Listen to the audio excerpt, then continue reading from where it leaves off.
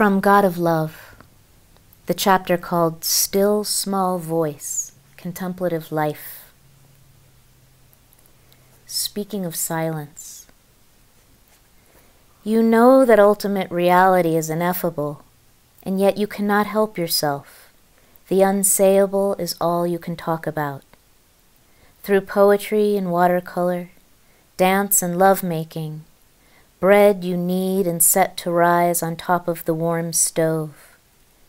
Everything you do and say, everything you are, is an effort to tell what happened to you when, at the heart of your deepest aloneness, the Holy One seeped through the torn fabric of your heart and filled you with love.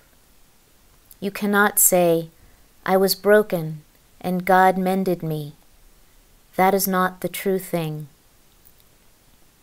The true thing happened in a place beyond language. And so you write about gardens, paint shapes and colors resembling nothing of this world. Turn up the music and dance like a dakini all alone when the children are at school. You run your fingers through your lover's hair. You pour the wine and hand the cups around. You point your finger toward the moon and pray that whoever's looking looks up. You meet your God in silence. In silence, your God speaks to you, and you understand the primordial language, and it resolves every quandary.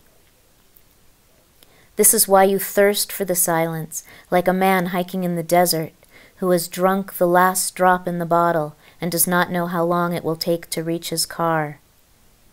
This is why you sometimes race to your meditation cushion like a mother reunited with her child, and light a candle, drop your gaze, and sink into the embrace of silence. This is why you are not afraid of emptiness. It overflows with gracious plenitude.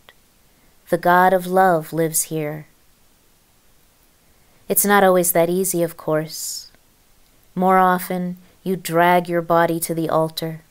You feel like a dog banished outdoors when you were just making yourself comfortable on the couch. You sit, you bow, you close your eyes, and then the circus begins. 1,000 thoughts, dressed like clowns, come tumbling out of the tiny car of your mind and begin performing their tricks. I hope those shoes I saw at the mall are still on sale. I think she thinks I think I'm special, but I don't. I think I'm a fraud. I could make burritos for dinner or just broil some fish. I wonder if it's dangerous to eat fish because of all that mercury. My knee hurts. My knee still hurts. I may have torn a ligament in yoga class. It will take months to heal. This is a disaster.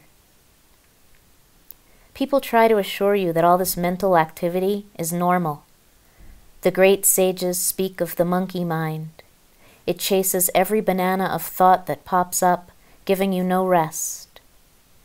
They say the mind is a wild horse that takes off with you while you hang on for your life. They tell you not to worry about it, to let the mind do what it was made to do, think thoughts. They encourage you to sit down anyway, be still, show up. The trick, they say, is to allow whatever arises to arise, but not to identify with it. Let your thoughts be passing clouds in the blue sky of consciousness.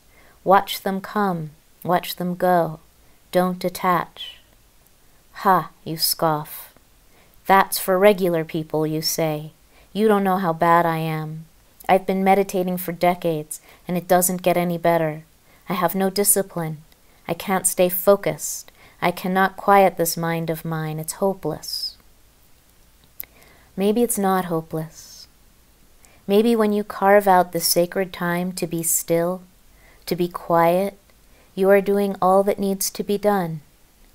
Maybe, if you reflect on it, there really are moments of grace in between the moments of agitation, and if you were to string these together, you would have a strand of contemplative jewels that make your life richer, deeper. Maybe there are longer spaces between the thoughts these days than there used to be, spaces in which you lose yourself, taste the absolute, rest in emptiness. Besides, you are not cultivating stillness for yourself alone. When you drop down into the silence, you lift up the whole world.